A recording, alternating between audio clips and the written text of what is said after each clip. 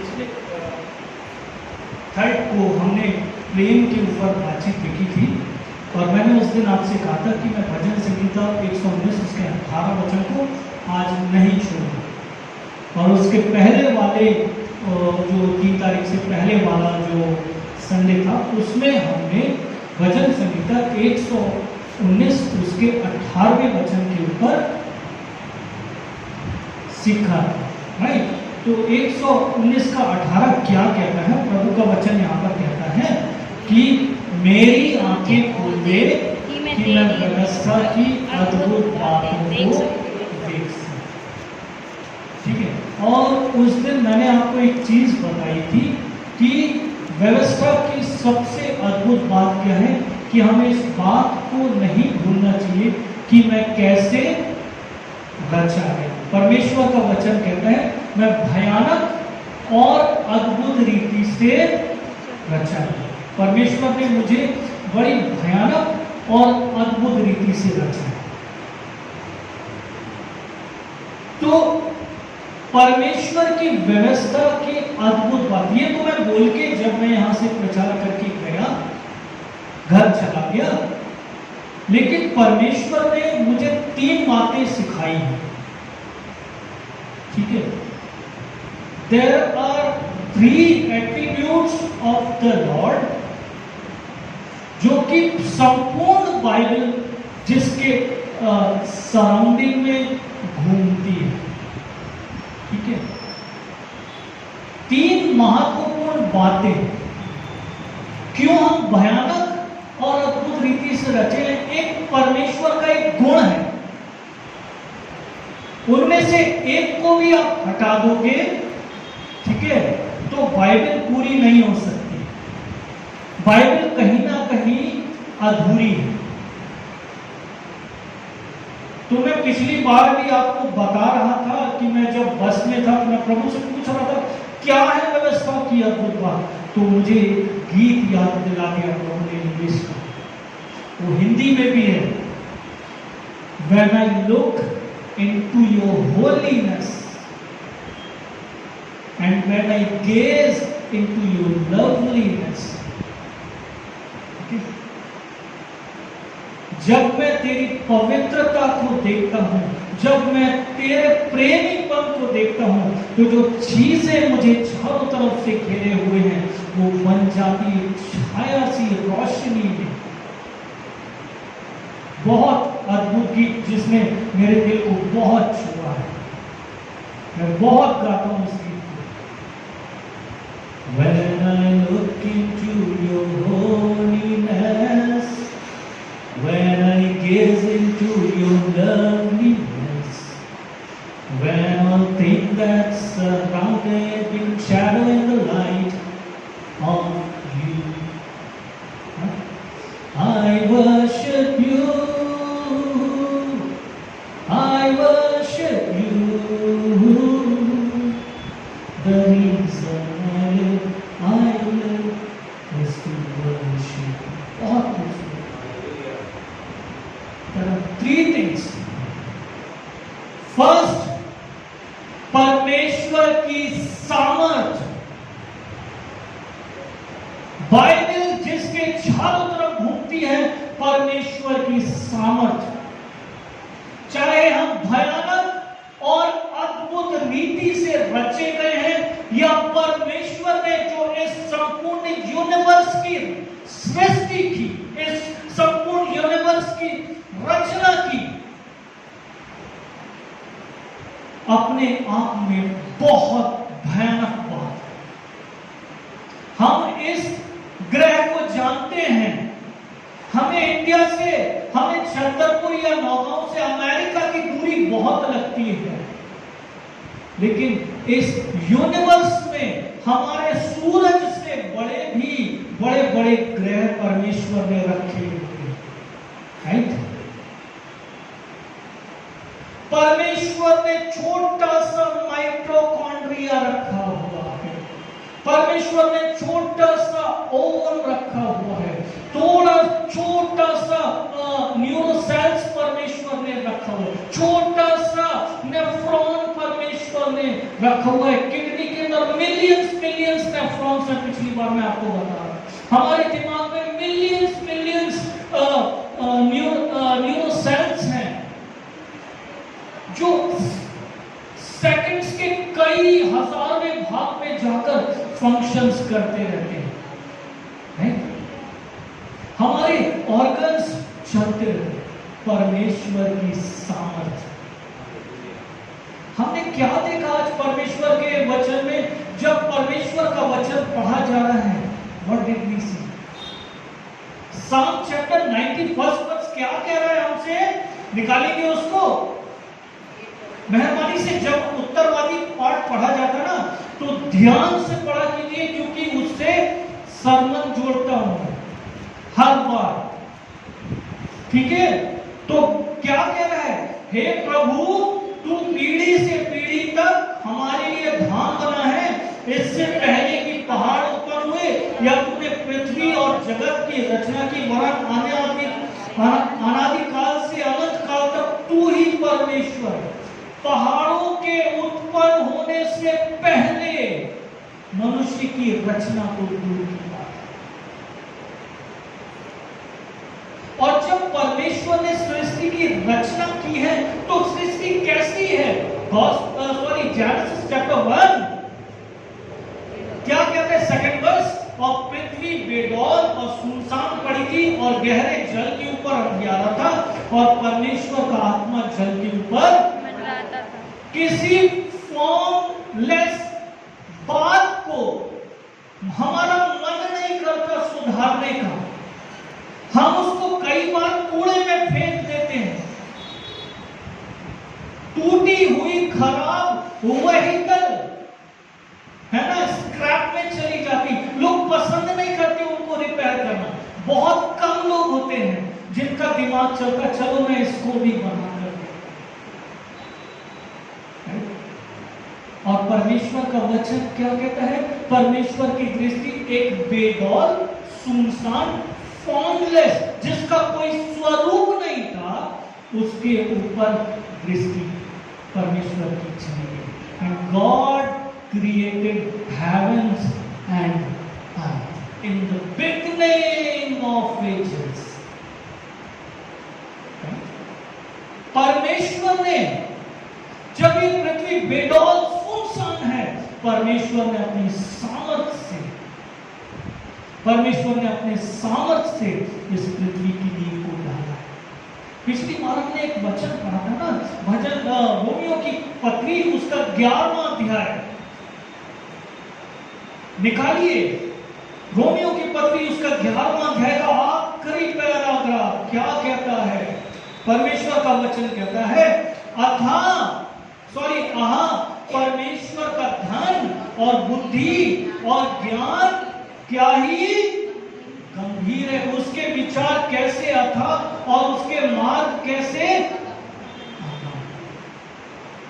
हम परमेश्वर की बुद्धि को नहीं समझ सकते, हम परमेश्वर के काम के करने के तरीकों को नहीं समझ सकते कि किस में परमेश्वर काम कर रहा है।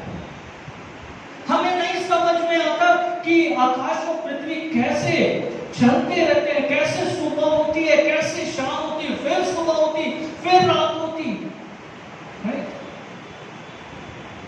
परमेश्वर ने सब कुछ प्रॉपरली सेट करके रखा हुआ है। एक भी जो प्लैनेट है वो दूसरे प्लैनेट के साथ कोलाइड नहीं होता है, टकराता नहीं है।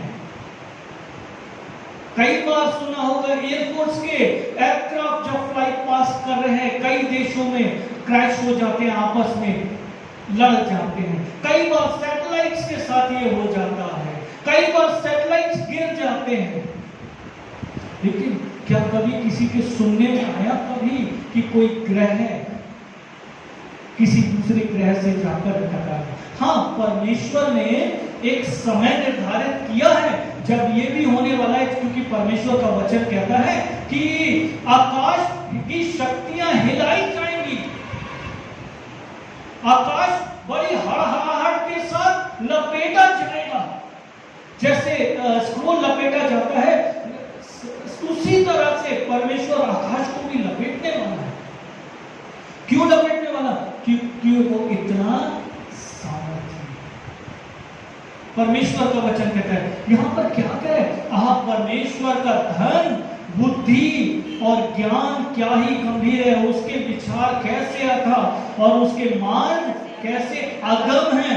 प्रभु की बुद्धि को किसने जाना, या उसका मंत्री कौन हुआ, या किसने उसे पहले कुछ दिया है जिसका बदला उसे दे दिया। Who can fathom, है ना, to infinite wisdom of the Lord। बहुत खूबसूरत गाना है, एकदम से भूल गया। Who can fathom, कौन पहुंच पाएगा परमेश्वर के उस के बुद्धि को समझने के लिए? कौन परमेश्वर को समझाइश दे रहा? कोई नहीं दे रहा, क्योंकि वो ऐसा सामर्थ्य है। परमेश्वर ऐसा सामर्थ्य है। परमेश्वर ने सब चीज के नियंत्रण को अपने हाथों में करके रखा। एक वचन है जिसको हमको बोलना चाहिए, यशाया उसका 40 अध्याय देखिए, यशाया उसका 40वां अध्याय,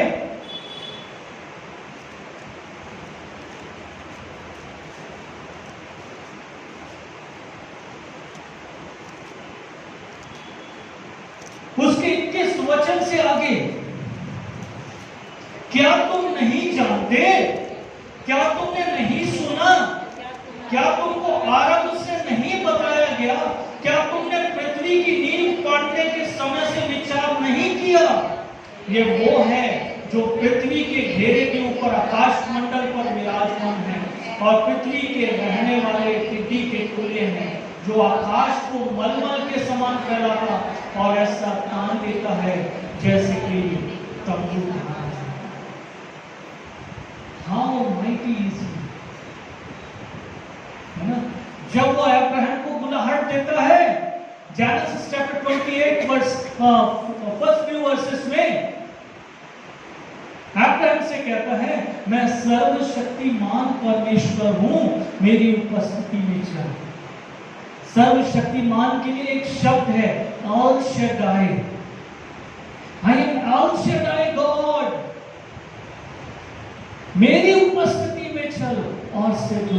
परमेश्वर का वचन हमें परमेश्वर की सामर्थ को यहाँ पर दिखा रहा है, और इसके पहले जाएंगे और उसकी सामर्थ को देखें। परमेश्वर का वचन क्या कहता है 12वें वचन से आगे, किसने महासागर को चुल्लू से मापा, किसके बित्ते से आकाश का नापा हुआ, किसने पृथ्वी की मिट्टी को नपुओं में भरा और पहाड़ों को तराजू में और पहाड़ियों को कांटे में तोला, किसने यहोवा की आत्मा को मार्ग बताया या उसको मंत्री होकर ज्ञान सिखाया, उसने किससे सम्मति ली और किसने उसे समझाकर न्याय का पथ बता दिया और ज्ञान सिखाकर बुद्धि का मार्ग। He is the mighty one। वो एक अकेला सामर्थी है जो इस समस्त भूमंडल में अपने सामर्थ के कामों को करता है। वो अकेला सामर्थी है। हमारा जीवन उस अकेले सामर्थी के हाथों में है। हमारे जीवन की परिस्थितियां उस अकेले सामर्थी के हाथों में है जिसने महासागर को चुल्लू से नाप लिया है। परमेश्वर का वचन यहाँ पर कह रहा है वो हमारा जीवन उसके हाथों में है जिसने आकाश को अपने बित्ते से, इसको कहते हैं बित्ता ना, इस बित्ते से आकाश को नापा। वो ऐसा सामर्थी परमेश्वर है।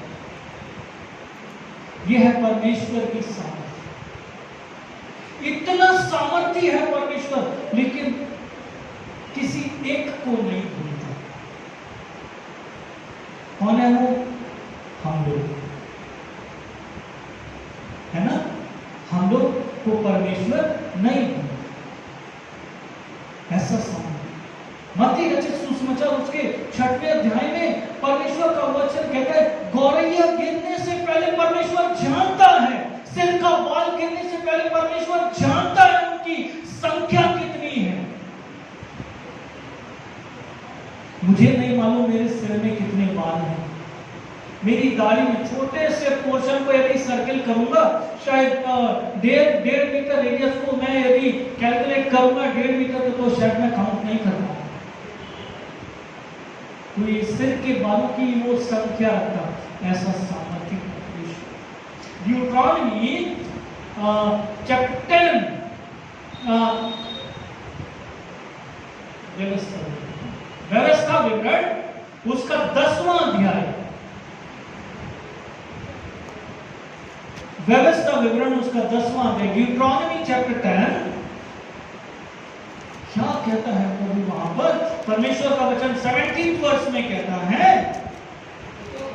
क्योंकि तुम्हारा परमेश्वर यहोवा वही ईश्वरों का परमेश्वर, प्रभुओं का प्रभु, वो महान पराक्रमी और भय योग्य ईश्वर। He is just। परमेश्वर का स्वरूप क्या है? बाइबल क्या कह रही है 17 वर्ष में? क्योंकि तुम्हारा परमेश्वर यहोवा वही ईश्वरों का परमेश्वर और प्रभुओं का प्रभु, महान पराक्रमी और भय योग्य ईश्वर है। वो किसी का पक्ष नहीं करता, ना फूस, सामर्थ्य है। भूल जाते ना, बुद्धू बनाने की कोशिश करते ना प्रभु को, कई बार मक्खन पॉलिश लगाने की कोशिश करते हैं, बहुत बुद्धू बनाते हैं हम लोग प्रभु को, सच बोलना पसंद नहीं करते। लेकिन हम क्या भूल जाते? अरे वो महासागर को चुल्लू में नाप रहा है, आकाश को स्क्रोल की माफिक लपेटने की सामर्थ्य रखता है। वो चाहेगा अभी बैठे बैठे मंगल ग्रह पर क्रिएशन स्टार्ट करने के लिए, तो करना शुरू हो जाएगा। अभी भारत का लैंडर वहां क्रैश हो गया ना, लेकिन परमेश्वर का आत्मा स्टिल होवरिंग है ना, परमेश्वर का आत्मा अभी भी मंडला है। परमेश्वर सब जानता है और ऐसा सामर्थ्य परमेश्वर। बाइबल यहां पर कह रही है कि तुम्हारा परमेश्वर वही ईश्वरों का परमेश्वर, प्रभुओं का प्रभु, वो महान पराक्रमी है, वो महान पराक्रमी है, युद्धों में हारने वाला नहीं है। तो मैं आपको बता रहा था ड्यूटरॉनमी चैप्टर 10 वर्स 17 में परमेश्वर का वचन क्या कहता है, उसको दोबारा से खोल के उसको देखेंगे। व्यवस्था विवरण की किताब उसका 10वां अध्याय उसका 7वां वचन, परमेश्वर का वचन कहता है, और 10 क्योंकि तुम्हारा परमेश्वर यहोवा ईश्वरों का परमेश्वर और प्रभुओं का प्रभु, वो महान पराक्रमी और नहीं। इसके साथ साथ एक और एक वचन को पढ़ेंगे, फिर मैं समाप्ति की ओर जाऊंगा। यिर्मयाह की किताब उसका 10वां अध्याय, यिर्मयाह उसका 10वां अध्याय का 12वां वचन क्या कह रहा है?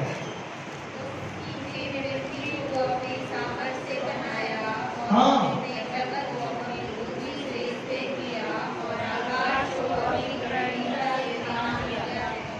नहीं, उसी ने पृथ्वी को अपनी सामर्थ्य से बनाया, उसने जगत को अपनी बुद्धि से स्थिर किया और आकाश को अपनी प्रवीणता से तान दिया।